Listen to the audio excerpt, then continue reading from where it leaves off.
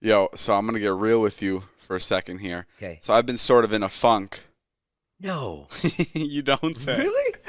David shit the bed 2020 Dobrik? David what? David shit the bed? What do you mean? What does that mean? I didn't Shit the bed is like somebody who's just out. Oh, really? Yeah, you ever heard that that's term? I was like, great people fucking are gonna think I pooped myself now. No. Yeah, I've been sort of in a funk. You know, whether I want to admit it or not, like I really miss. Well, you know what? You know what? I think you're normal. We were talking about this the other day. You're actually very normal. I didn't think you had this in you. Yeah. How normal you are. Yeah, bro. Now. That's the funniest thing. It's like Yeah. like when we were vlogging, and I was just like, dude, I can't stop because when I stop, I won't be able to start again. Uh-huh. And Jason, you never believed that, and you're like, No. "Are you crazy? This is your life. This is what you're made You're for." so good at it, though. Yeah, and I really want to get back to it. I'm just like not in the right headspace. Like Right. I don't know. Just some shit's gone down that I don't like that went down, and it's just I don't know. Things aren't going my way per se. And you know, I've just been in a weird funk. And Yeah, but that's all right. I mean, you're. no, but what I'm trying to say about this is it's really weird. I'm in such a weird mood where I can't relate to music. Has that ever happened to you? I've totally gone through that. It's so weird. It's There's the points weirdest where thing music to is- explain. yeah. Where like I wanted to like turn on Coldplay yesterday and like just be in my feels, but like I can't do it. I couldn't do it. Like there was something about it that like wasn't allowing me to feel what the music was like. Like normally, like when I'm normally really happy, I could turn on a sad song and I'm like, oh my God, Billy Joel fucking carrying me away. And I'm like Yeah. in my tears and like, you know, I'm feeling it. But like, I have no emotion left. Like for that, I don't know. And I have a feeling it's like a normal thing to happen. That's happened to you? Definitely happened to me. Yeah, where you're like completely disconnected with all music. Yeah, where it's just like nothing. You're just numb to everything. You're just like, fuck it. It's not going to make me feel any better. I'm not even going to put it on. No, I'm not putting it on to make me feel better. I'm putting it on to make me feel even sadder. Like I'm like, you know, I'm gonna go full into this, and I'm just gonna like really ride the wave of my feelings. But when I put on the music, it's not registering with me. Like it's not making me feel the emotions I would normally be feeling. I'm just like, And I'm Coldplay like, is the one that does it for you. well, Coldplay was the one I wanted it to. Do you want to try now and put on some Coldplay? and No, see? no, but I just feel like a brick wall. Like I just feel like I'm just like emotionless now. Yeah. And it really sucks.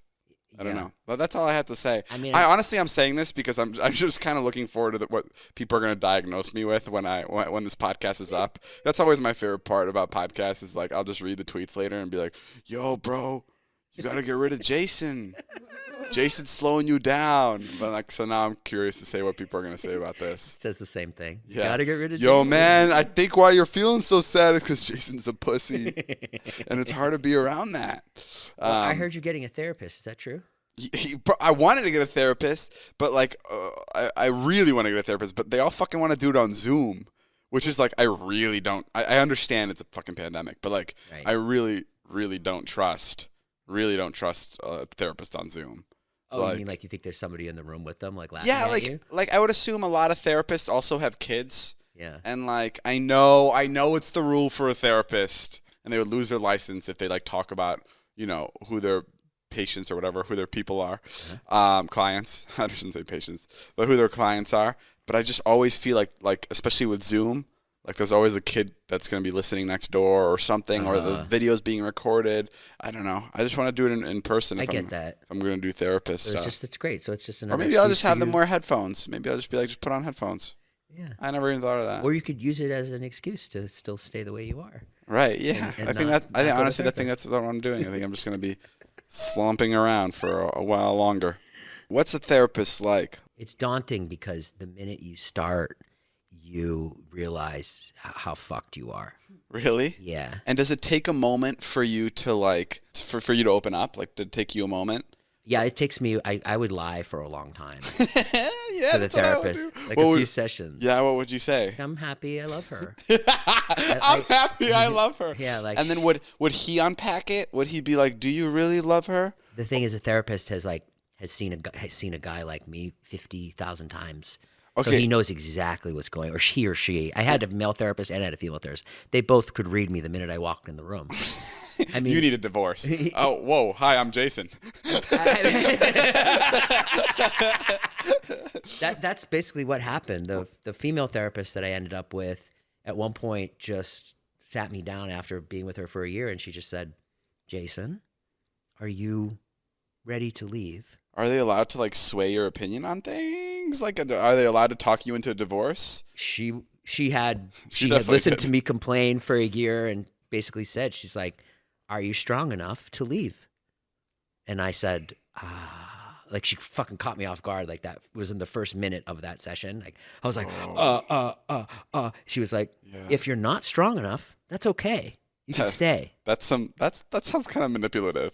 Well, are you powerful enough to leave, Jason? I mean, are you man enough to back out of this relationship, or are you a pussy? It's what I needed to hear. Right. You know, and that's what started the divorce. Yeah. See, I must remind people, many people probably don't know this about Jason, but he was the one that initiated the divorce.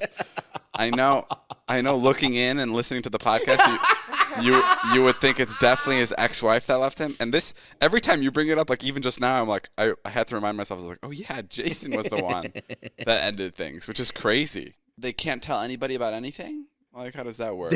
Yeah, they're not supposed to say anything. But except when you're about to hurt yourself or hurt others, is that when they're allowed to? Like when? I think so. Yeah. Or they're like, did she give you the guidelines before? No.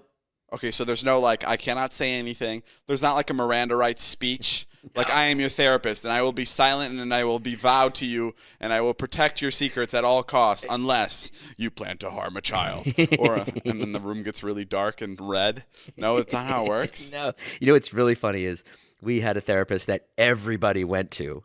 Yeah. So I could imagine that woman knew the gossip. Okay, amongst, that's what I'm scared. Like imagine like you, Zane, Heath, Todd and Scott and me all went to the same therapist. Right. So and like one day you're like, Scott's bitching about you. And then the next day I'm bitching about Scott. Like that's what this therapist was. It was so funny. Okay, but at that point she has to start taking sides, right? And doesn't that like interfere with like how she's trying to talk to people? It could interfere. I would never do that. I told you the story by the therapist that railroaded Marnie, right?